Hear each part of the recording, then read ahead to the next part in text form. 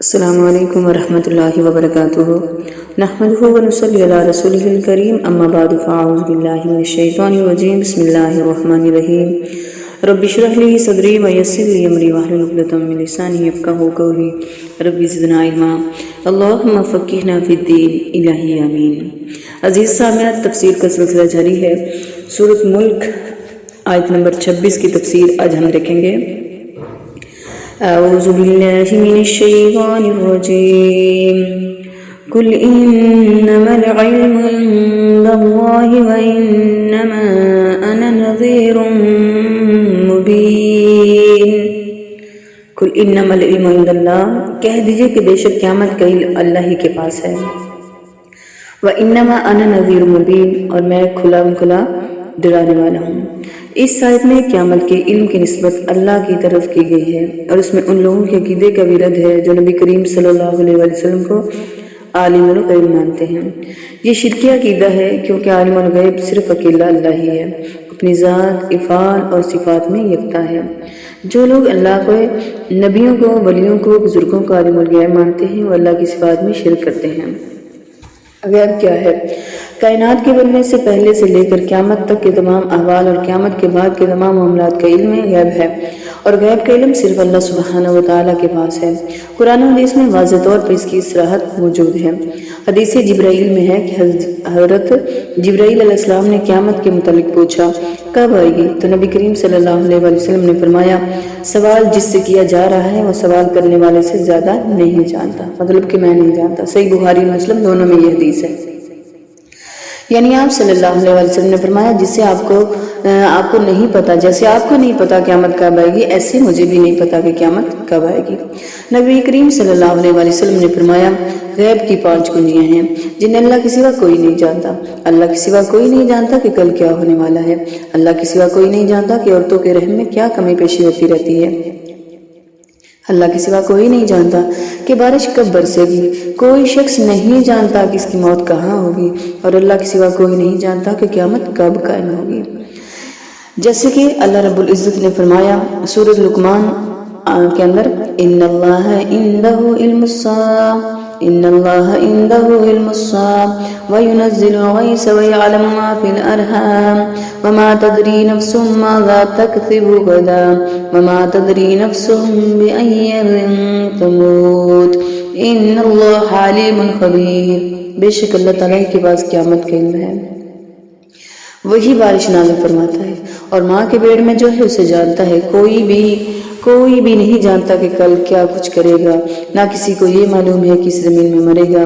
یاد رکھو اللہ تعالیٰ ہی پورے علم والا اور صحیح خبروں والا ہے۔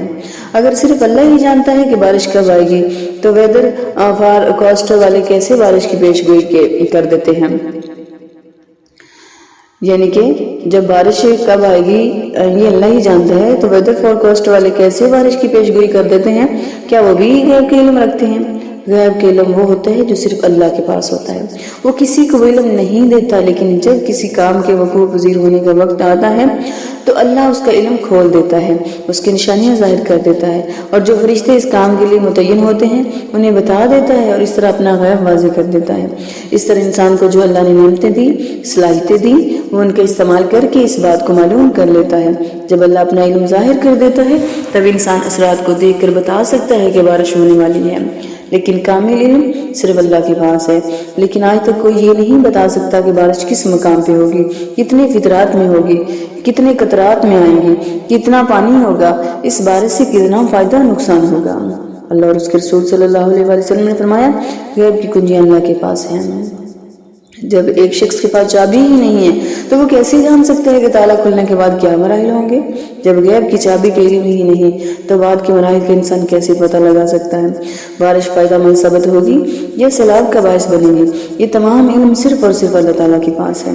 ماں کی رحم میں کیا ہے یہ غیب کی کنجی ہے، جبکہ آج کے دور میں جدید ٹیکنالوجی کے ذریعے بچے کی جنس معلوم ہو جاتی ہے، تو اس کا کیا مطلب ہے؟ پھر 4 ماہ سے پہلے تک کوئی بھی نہیں بتا سکتا کہ ماں کے رحم میں بچے کی جنس کیا ہے۔ 4 ماہ کے بعد فرشتہ پوچھتا ہے اس کی جنس مذکر ہے یا مؤنث، یہ نیک ہے یا بد، تو تب اللہ اپنا علم فرشتوں کے سامنے ظاہر کرتے ہیں۔ اس سے پہلے تک فرشتوں کو بھی علم نہیں ہوتا، لیکن بچے کی جنس معلوم ہونے کے بعد بھی کوئی یہ نہیں بتا سکتا کہ بچے کی عمر کتنی ہوگی، نیک ہوگا یا بد، کس مقام پہ پیدا ہوگا، کس وقت پیدا ہوگا، کتنی عمر پائے گا، کتنا کھائے پیے گا، تو بعد کی یہ تمام مراحل صرف اللہ ہی جانتا ہے۔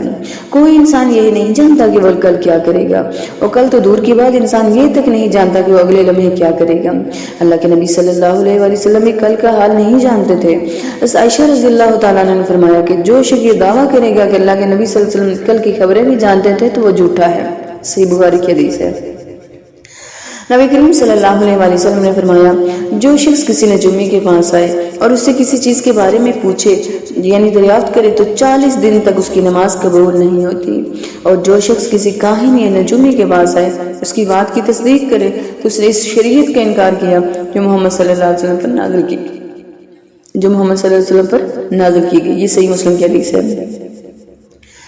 غیب کا علم صرف اللہ تعالیٰ کے پاس ہے، اور نبی کریم صلی اللہ علیہ وسلم بھی نہیں جانتے کہ جیسا کہ قرآن مجید میں سورۃ اعراف آیت نمبر 188 قُل لَا أَمْلِكُ لِنَفْسِي نَفْعًا وَلَا ضَرًّا إِلَّا مَا شَاءَ اللَّهُ وَلَوْ كُنتُ أَعْلَمُ الْغَيْبَ لَاسْتَكْثَرْتُ مِنَ الْخَيْرِ وَمَا مَسَّنِيَ السُّوءُ إِنْ أَنَا إِلَّا نَذِيرٌ وَبَشِيرٌ لِقَوْمٍ يُؤْمِنُونَ۔ آپ صلی اللہ علیہ وسلم کہہ دیجئے کہ مجھے تو خود اپنے آپ کو بھی نفع یا نقصان پہنچانے کا اختیار نہیں، اللہ ہی جو کچھ چاہتا ہے وہ ہوتا ہے، اور اگر میں غیب جانتا ہوتا تو بہت سی بلائیاں حاصل کر لیتا اور مجھے کبھی کوئی تکلیف نہ پہنچتی۔ میں تو محض ایک ڈرانے والا اور بشارت دینے والا ہوں ان لوگوں کے لیے جو ایمان لے آئے۔ اس آیت میں اللہ کے نبی صلی اللہ علیہ وسلم خود بتا رہے ہیں کہ غیب میں نہیں جانتا، جبکہ آج کے دور میں ایسی نعتیں ہیں جن میں اللہ کے نبی صلی اللہ علیہ وسلم کو پکارا جاتا ہے، ان میں شرک ہوتا ہے۔ ایسی نعتیں پڑھنا بالکل درست نہیں، ویسی نعتیں پڑھنی جائز چاہیے جیسی صحابہ نے پڑھی ویسی درست ہے، باقی شرکیہ نعتیں پڑھنا جائز نہیں ہے۔ اللہ تعالیٰ سے دعا ہے کہ اللہ تعالیٰ ہمیں آیات پہ اور قرآن حدیث پہ صحیح معنوں میں عمل کرنے کی توفیق عطا فرمائے۔ السلام علیکم ورحمۃ اللہ وبرکاتہ۔